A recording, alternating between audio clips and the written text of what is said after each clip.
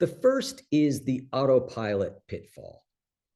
And basically, this just means you're not even really aware that you're making a choice. The thing just sort of happens. So my example that I use for this is me playing the game of solitaire. Now, I am embarrassed by the degree to which the stupid game solitaire causes me trouble. Thankfully, I never started playing anything like Grand Theft Auto or Minecraft or any of these other games that apparently are extraordinarily addictive because I can't handle solitaire. But what happens is I'll be working. I'm working on a book right now. I've got a book contract with a publisher. I'm working on trying to get that book done. And then I'll find myself playing solitaire and go, wait, what just happened? Now, I've spent a lot of time looking at these moments, and I can trace a line between some internal discomfort. Maybe it's frustration or doubt or boredom, and then me just jumping over and doing the thing that alleviates those without really thinking about them. We haven't decided it's the best use of our time and energy because that part of us that does that is focused elsewhere. And so you can probably think in your own life, what are the situations in which I, almost without thinking about it, am doing something? For many of us, it's picking up our phone. Right? You don't intend to spend as much time on your phone, and yet habitually you grab it, pick it up, start doing whatever your core activity on your phone is. So let's talk about a couple of strategies to work with this. The first is attention. The single most important thing is to become more aware of what we are doing. And so one of the things we want to do is ask ourselves as often as possible, get into the habit of asking ourselves, what am I thinking and feeling right now? What am I doing? And is that what I want to be thinking, feeling, or doing?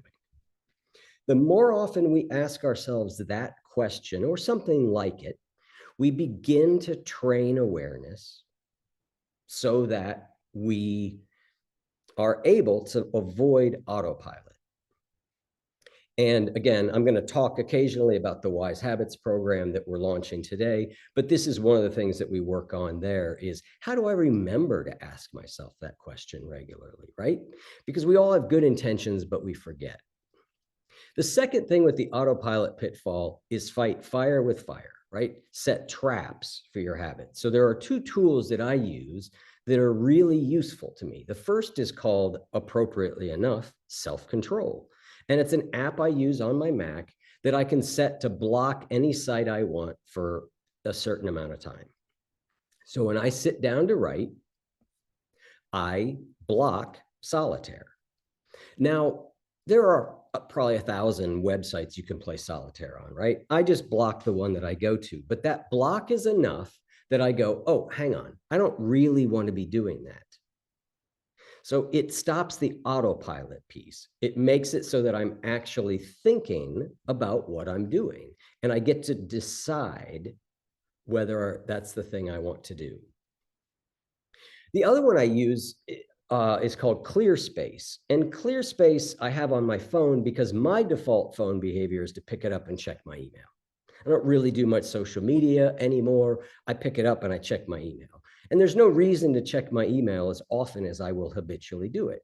So self-control doesn't stop me from doing it, but it makes me, it basically, when I try and open my email, this app comes up, it makes me take a long, deep breath. It displays me a quote about focus or attention, and then I have to choose how long I want to use it for. And that's often enough, again, just to break autopilot. This doesn't stop me, neither, right? But it interrupts the autopilot cycle. So that's really the first of the key saboteurs, is that we don't even really think about what we're doing. And if you spend some time in this upcoming week looking at the decisions that you make, the self-control you do or don't use, it's really helpful to think, how often did I consciously choose what I'm doing? The more consciousness we can bring to things, the better choices we can make.